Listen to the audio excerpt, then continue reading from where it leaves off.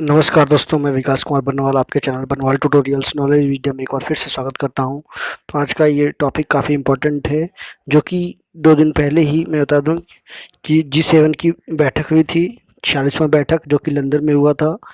उसमें G7 के जितने भी देश हैं, Britain, America, France, Germany, Canada, Italy और जापान, सभी के वित्त मंत्रियों ने जो है लंदन में हुई बैठक में इस पर जो है अपनी सहभागिता सुनिश्चित की थी।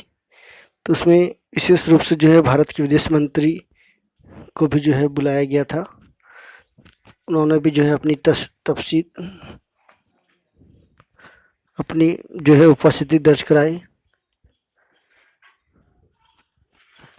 इसके साथ ही उन्होंने जो है कई बातों पर चर्चा किया और एक वैश्विक डिसीजन भी इन्होंने लिया है और एक ऐतिहासिक डील भी किया है। तो ये आखिरकार वो डील है क्या और डील से जो है क्या होने वाला है आखिरकार G7 के देशों को।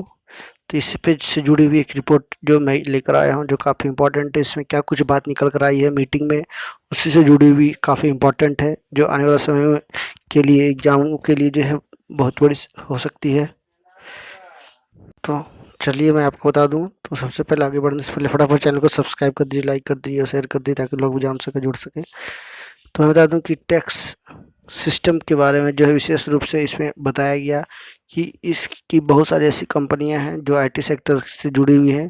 उन्होंने जो है कॉर्पोरेट टैक्स कितना अलग अलग तरीके से चोरी कर किया है, जिसको जो है जिस क्षेत्र में वो काम कर रहे हैं, जिस देश में काम कर रहे हैं, वहाँ पे उनको काफ़ी नुकसान हो रहा है। इसी को देखते हुए जो है इम्पोर्टेंट पॉइंट्स आज बता दूँ कि गूगल, फेसबुक और जैसे दिग्गज कंपनियां जहां से कमाएंगे वहीं पे जो है उनको अब टैक्स देना होगा। ये G7 में सबसे इम्पोर्टेंट डिसीजन जो है लिया गया सभी लोग देशों के द्वारा। कम से कम 15% कॉरपोरेट टैक्स पर जो है सहमति बनी। G7 के बाद अन्य देश भी जो है कर सकते हैं इस व्यवस्था के लिए पहल, यानी G20 की बात की जा रही है। G20 यानी 20 इसमें देश, उसमें भारत भी है, चीन भी है, रूस भी है, ब्राज़ील है, लेकिन इसमें नहीं है। लेकिन इसको जो है G7 में Britain, America, France, Germany, Canada, Italy और जापान है।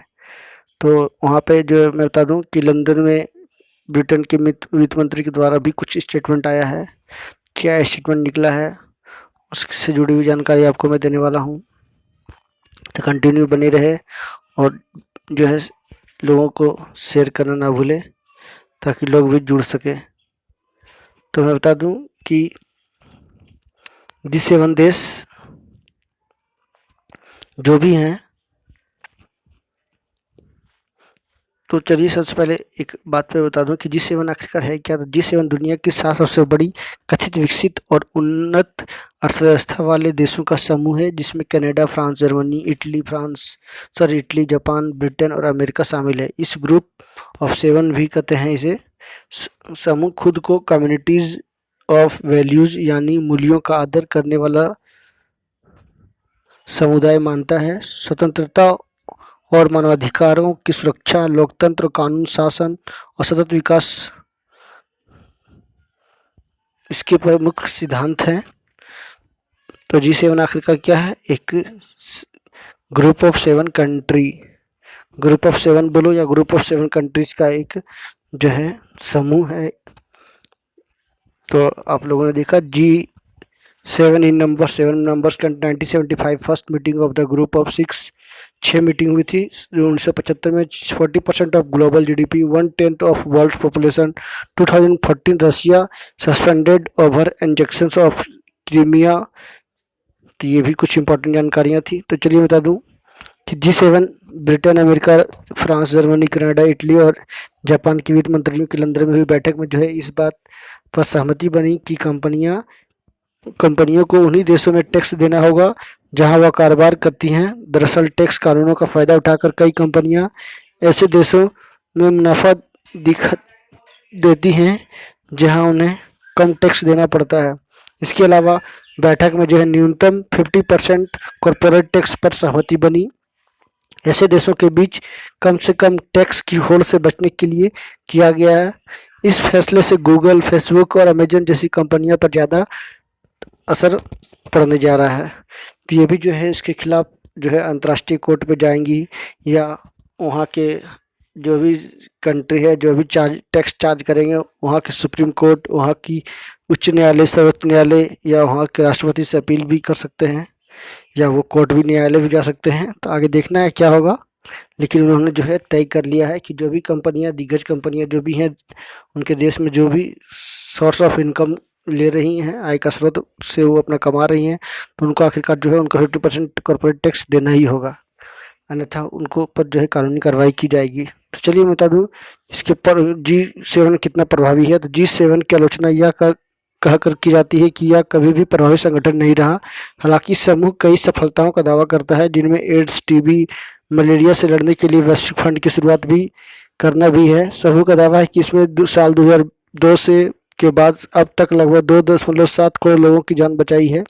समूह यह भी दावा करता है कि 2016 के पेरिस जलवायु समझौते को लागू करने के पीछे उनकी इसकी भूमिका है। हालांकि अमेरिका ने इस समझौते को अलग हो जाने की बात कही। प्रमुख पॉइंट इससे क्या निकल कर, डोनाल्ड ट्रंप ने G7 के 46वें शिखर सम्मेलन को स्थगित करते हुए कहा कि यह अपने वर्तमान प्रारूप में विश्व की विभिन्न घटनाओं का सही ढंग से प्रतिनिधित्व नहीं करता। उल्लेखनीय है कि 46वें शिखर सम्मेलन का आयोजन अमेरिका के कैप डेविड में 10-12 जून के मध्य किया जाना था। बीते वर्ष 45वां G7 शिखर सम्मेलन 24-26 अगस्त को फ्रांस के ब्रियाज में आयोजित किया गया, जिसे प्रधानमंत्री नरेंद्र मोदी को विशेष अतिथि के रूप में भाग लिया।